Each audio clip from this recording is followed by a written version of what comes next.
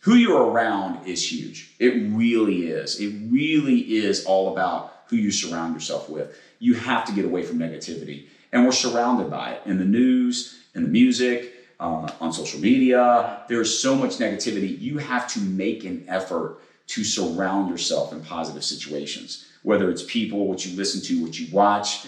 You have to make an ardent, aggressive effort to surround yourself with positivity.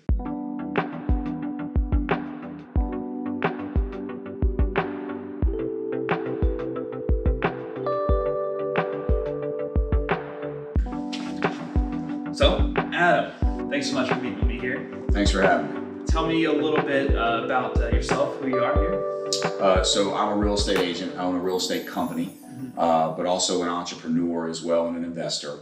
I got into real estate about 17 years ago, right before the economic crash.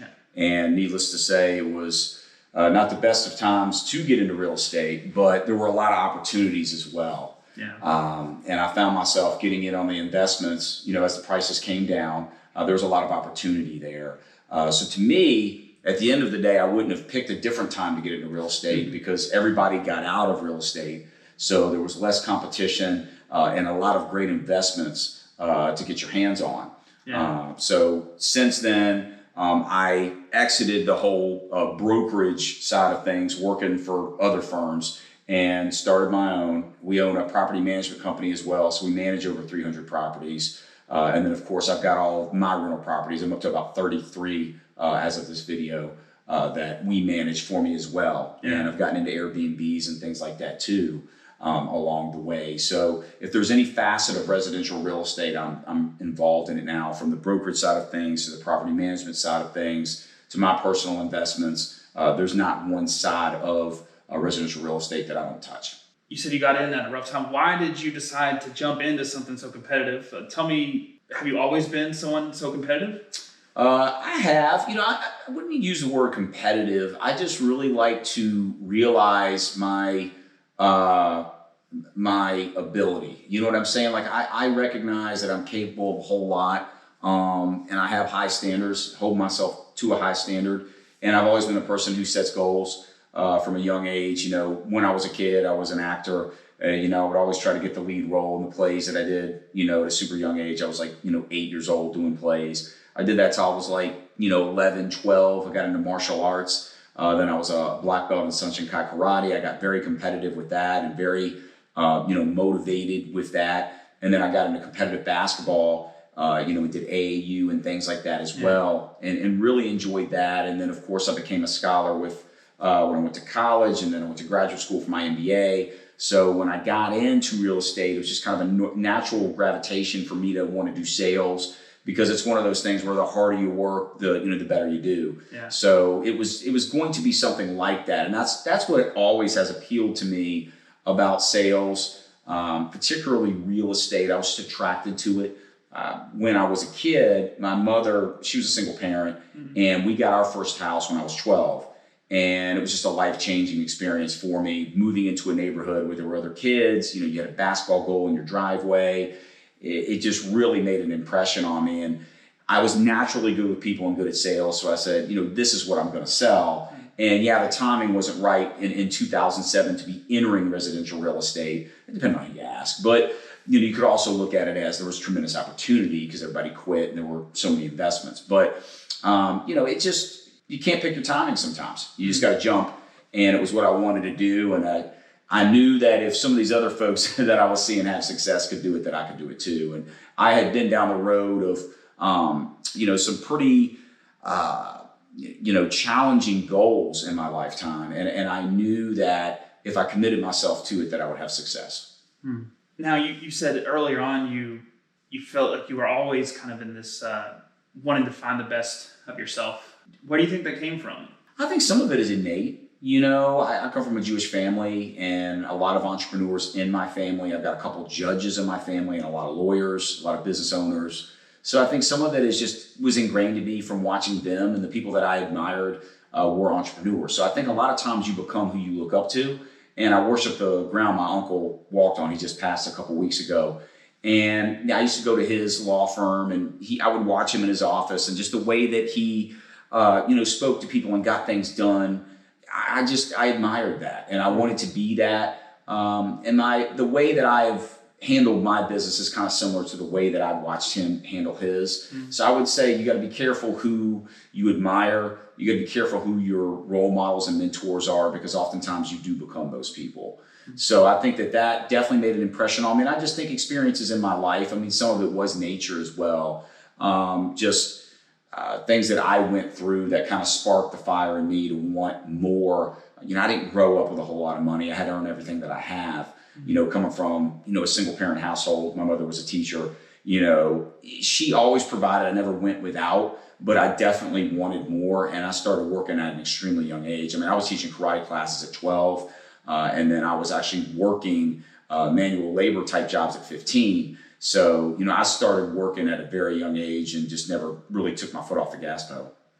What was your mom's reaction to this kind of thing of you wanting to work early on and taking on so much as a young kid? I think she liked the fact that I worked, but she did mention on more than one occasion, hey, don't you want to do some of this later? Because I made getting ahead financially such a big priority at a young age. Like, I knew early on that I was going to have problems in this life, because we all do, but just money wasn't going to be one of them. I wasn't going to let it be, because I didn't necessarily want things, but I wanted flexibility.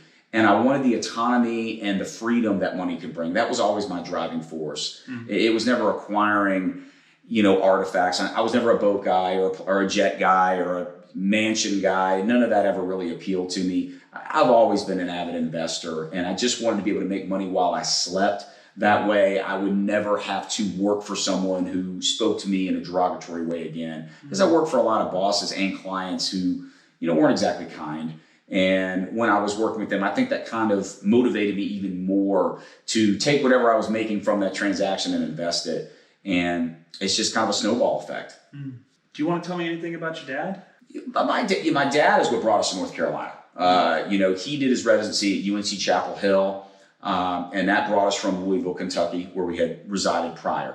And we moved to Chapel Hill. Between Chapel Hill and Columbia, South Carolina, my mom got to pick, imagine that.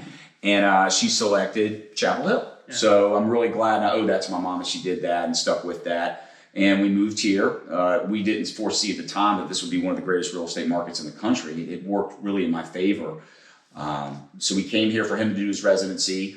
We were supposed to move to Winston-Salem after that. Again, fate kind of stepped in and led us in a good direction. He has an addiction to drugs, and unfortunately, it was just something he couldn't come to grips with. And this was all transpiring at the worst time in history to be a drug addict. You're talking about the mid '80s, when the Reagan administration, criminalized drugs. I mean, and they made it so severe. When you got caught with drugs, whether you were distributing them or not, if you were just using them, you were criminalized. So he spent a lot of time, and unfortunately ended up in prison, but a lot of time at halfway houses and drug treatment programs. And as a child, I spent, I would say I went up to over 100 AA meetings by the time I was 8 years old. So, the stories that I heard from very successful business people, lawyers, entrepreneurs of all kinds, it was really sad to hear some of their stories, but it was also uplifting because you met some incredibly amazing people. And I think that really influenced me at that age as well. To have humility and to be a little empathetic towards people's situations, because some things are out of our control, and I think a lot of entrepreneurs have a very difficult time admitting that. It's always, hey, I'm just going to work harder, or I'm going to do this or that, but certain things are out of your control. If we go and we get in a car right now and get in an accident and we're paralyzed after that, that's totally out of our control, and that's a very real example. And unfortunately, when some people pick up drugs or alcohol, the effects of those substances are different than they are for the rest of us. And for whatever reason, when they got a hold of my dad, it wouldn't let him go. So I've never been mad at him for that, but he had an incredible impact has had an incredible impact on my life. There is no question. And just seeing someone who really, from a kid's standpoint, had it all. I mean, this was a guy who had a medical degree. He was top of his class.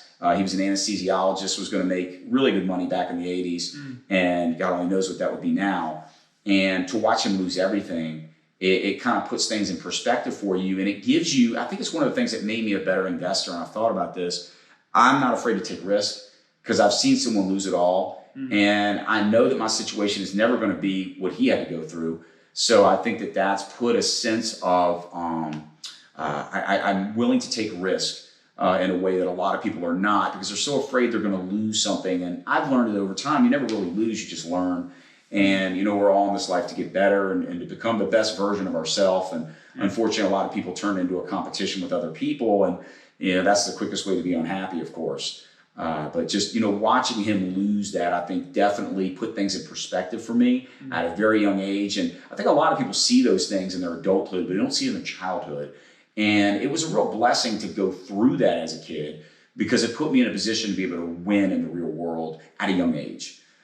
It just really, really put things in perspective. So you said you were 8 years old and you were going to AA meetings. Yeah, I would sit in there with my Game Boy or comic books and listen. Yeah, I always heard this stuff in the background. So, and then of course after the meetings, everybody kind of congregates over coffee and cookies. Addicts are always eating a lot of cookies because they're addicted to sugar after they get off with drugs and alcohol, especially alcoholics. And I met some of the most dynamic people I've ever met. Including my travels in sports, the universities and all the people that I dealt with there, and of course business. Some of the most amazing people I've ever met were in halfway houses and AA meetings. I mean, seriously, these are some incredibly dynamic people. They just have an addiction.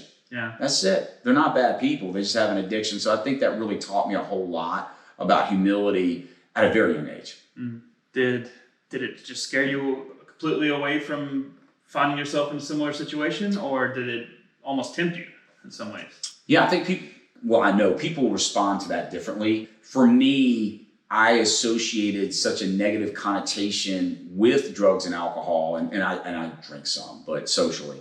But I was very afraid for a very long time that I was going to become my father. Even in high school, I didn't try. I did. My dad was such an academic.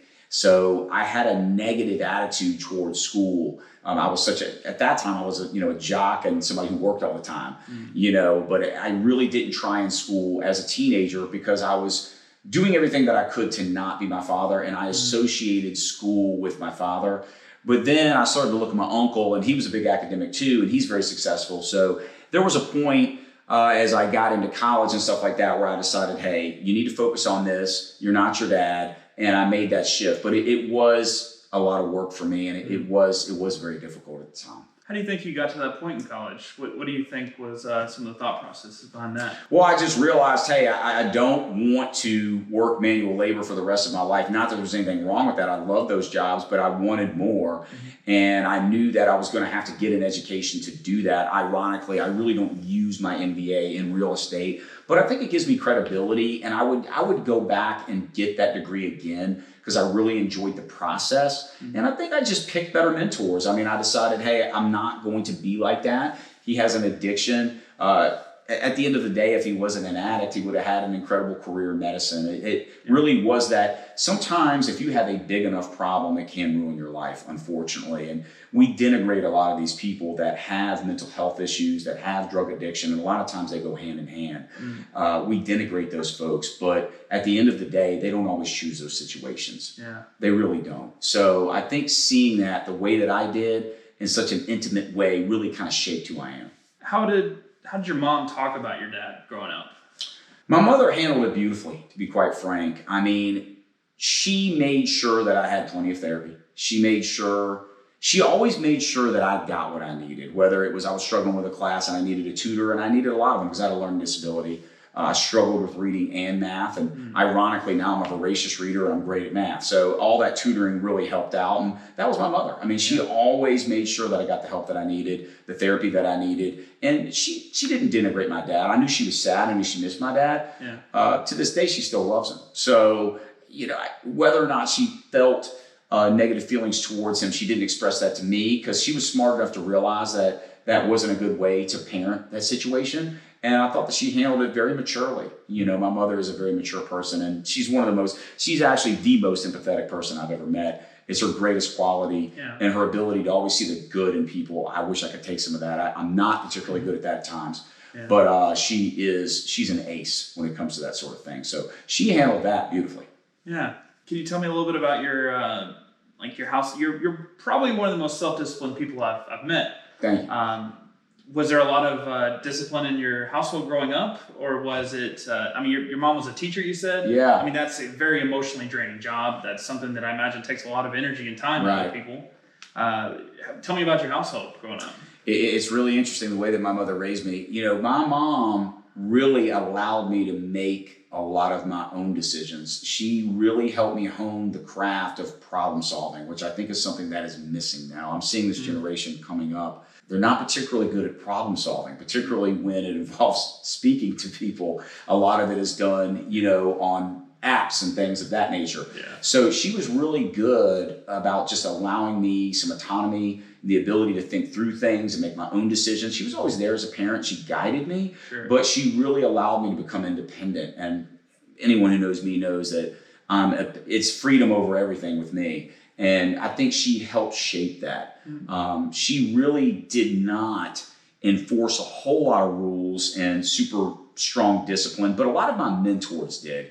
So as I mentioned, I was highly involved in martial arts for about 5 years, and it was yes sir, no sir, and tons of discipline. We were breaking bricks with multiple different types of strikes. I was fighting guys twice my size. They would break boards over our backs. It was all about mental focus, discipline, and respect. Yeah. It was a lot like going to the military, and I was very young at the time. And then basketball was similar, but just more of in a team environment. We had to be at certain places at certain times. We had to act a certain way and dress a certain way. And, I think that really had a positive impact on me as well. So, although she did not enforce a lot of that, a lot of my environment did. And then, of course, when I went away to school, I set lofty goals. I've always been a lofty goal guy.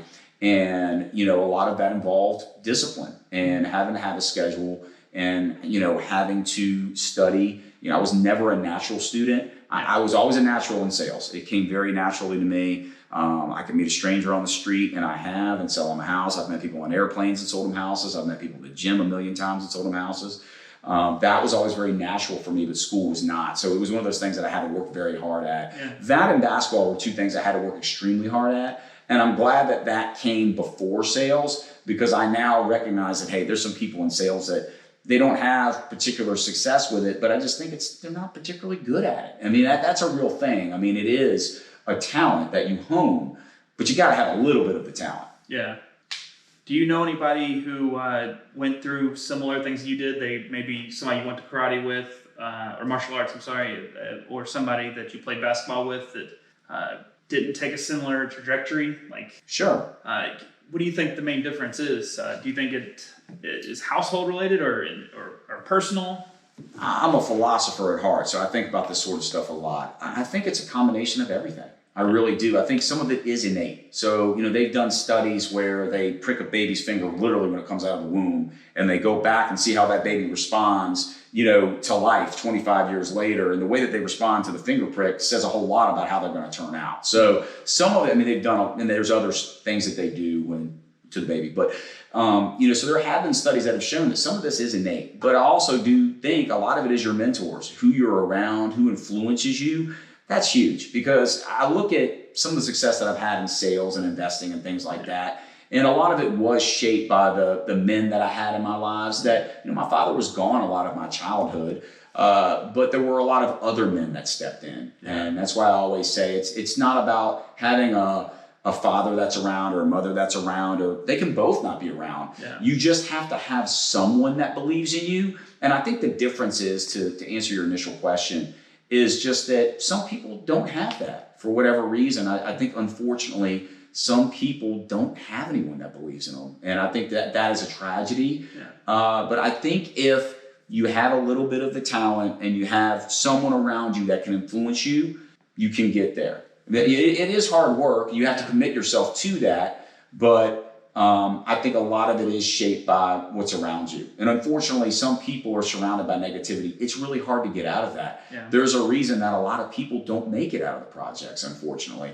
They're surrounded by negativity. Every now and again, you'll have somebody that gets shot 9 times and lives and becomes a famous rapper. He's that guy, right? So, what about everybody else that didn't make it? Yeah. So I think there's something to that. You got to put yourself, in a positive environment. Who you're around is huge. It really is. It really is all about who you surround yourself with. You have to get away from negativity. And we're surrounded by it in the news, in the music, on social media. There's so much negativity. You have to make an effort to surround yourself in positive situations, whether it's people, what you listen to, what you watch. Yeah. You have to make an ardent, aggressive effort to surround yourself with positivity. Can you maybe give me your best description of the difference between the positivity that you're describing and just kind of blind optimism, like almost pretending everything's okay? Sure. Well, a lot of it is the story you tell yourself, right? So if you tell yourself that the harder I work, the luckier I'm going to get, then a lot of times that will snowball into positive things happening. And I do hear what you're saying. I think that some people kind of tell them story that tells them story that is fictitious, for the sake of, they feel like it's going to have a positive impact on them. But I think what I know in my life is when I'm reading the right books and I'm listening to the right things, surrounding myself with the right people, and I'm doing the right things, I'm exercising, I'm eating pretty well, for the most part, things typically go better than to the contrary. So whether that's blind optimism or not, I think a lot of it is just the ingredients of what you're doing every day. The steps that you're taking towards making a better life for yourself. Some people are just happier and more optimistic than others. There is no question. Some people have more dopamine in their body. It's more available. They feel better. I mean, we see those types of people all the time. And some people are depressed. I mean, that is a clinical condition that some people do have. There is no question. People fight that all the time, that it's just a decision. I disagree with that because I know people that are depressed. Fortunately, I'm not one of them. But I do know a lot of people that are that way, and they didn't choose that. Yeah. So I think at the end of the day, the way to get out of that, they have to work harder at it, unfortunately. They have to really take an incredible effort to listen to the right things, to watch the right things, to be around the right people, and to do the right things. And it is harder for them. But everyone should try to have good habits. So am I understanding you correctly? You're saying not necessarily just got to say, okay, everything's fine, everything's all right, everything's going to work out. It's more of, if there's a leaky pipe, you say, all right, we caught the leak before it got worse. You got to take the right steps. And so you're fixing it instead of just saying, it'll be okay, we don't need to worry about that pipe. You have to take the proper steps. And it's a daily thing. And it does come down to, it's not always just work ethic. People like to use the word grind a whole lot. I'm not a big fan of the word grind. I don't like the word networking either. These are just words that have just gotten on my nerves over the years. It's more just, hey, there's certain things you need to do each day. You need to read every day. You need to try to exercise your body every day. You need to build relationships every day. You need to put the right foods in your body every day. You need to sleep properly and abstain from copious amounts of alcohol and drugs every day. If we do these things every day, just a little bit, and you don't have to grind. Like if you just do, an hour or two of these things every day, your life is going to go in a positive direction. It is. I don't care who you are. It will go in a better direction than it would if you would not have done those things. Now, are you going to be Dwayne "The Rock" Johnson? Probably not. Dwayne is that guy, right? And he does these things times two. Yeah. So that has taken him to the top. But not everybody is going to go to the top. I'm a firm believer that some people are capable of that and others are not. There's not an amount of work that's going to propel certain people to that level. So, but anyone can make a good life for themselves. I do believe that by taking the right steps. But it's hard for me to believe that everyone can have whatever they want. I don't necessarily agree with that either. I'm not a huge. I like the law of attraction, and I do think that with a positive attitude, better things happen. But I certainly don't think that it's all mindset. I think there's a lot of other factors at play. We're making this way, way, way too simplistic when we say it's all about your thoughts. Yeah. There's a lot of other things at play too. A lot of it is your environment. It really is. Yeah. Look at different parts of the world. I mean, I think people that say things like that maybe haven't traveled. It's kind of a closed off way of looking at the world. Yeah. Because certain people definitely do have conditions and opportunities that others do not. Yeah. And a lot of people that I know that are super successful and have a lot of money, they really don't like to acknowledge that because that will take away from their legacy.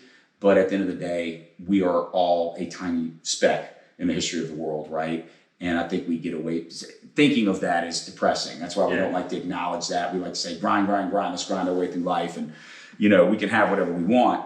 But at the end of the day, I think just focusing on making the world a little bit better is probably a more realistic goal. Let me ask you, if you could describe what to look for in a mentor, like what are some of the qualities that your uncle possessed, and that some of these other people in your life that stepped up that you latched onto, that you think really influenced you for the positive? What are some of those qualities? And then your mom even. What are some of the qualities that you think people should be looking for or trying to give to their children? Number one, they have to be positive. It really doesn't matter. I think a lot of times, matter of fact, I know this, people look for people that have success. So they're only looking for mentors that are ultra wealthy or have big businesses or some type of accolades. And they're looking for the wrong things. Number one, they need to be positive, because positivity, and I know a lot of people that have all of those things and are super negative. You don't want that person as your mentor.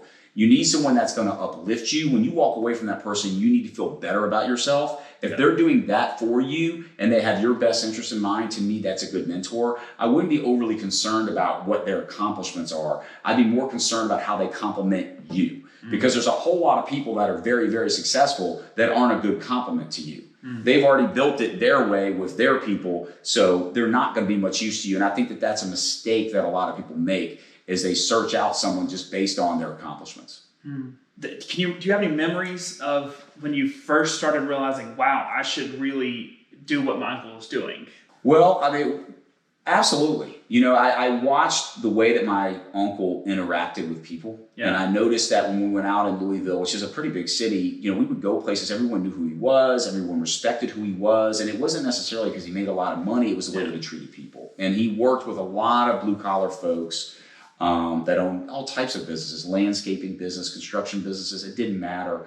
He reached out and wanted to help everyone. And I watched that interaction and I admired that. To me, that says a whole lot about a person, how many friends they have, how many people admire that person. That means a whole lot more than how much money's in somebody's bank account. What do people say about that person? What type of reputation do they have? What are they doing in the community? That was what I saw in my uncle that I admired so much. Yeah, that's cool. It's cool that he was a cool rich guy, right? But he was an amazing person, most importantly. The way he treated his family, the way that he lived his life. He was well-traveled.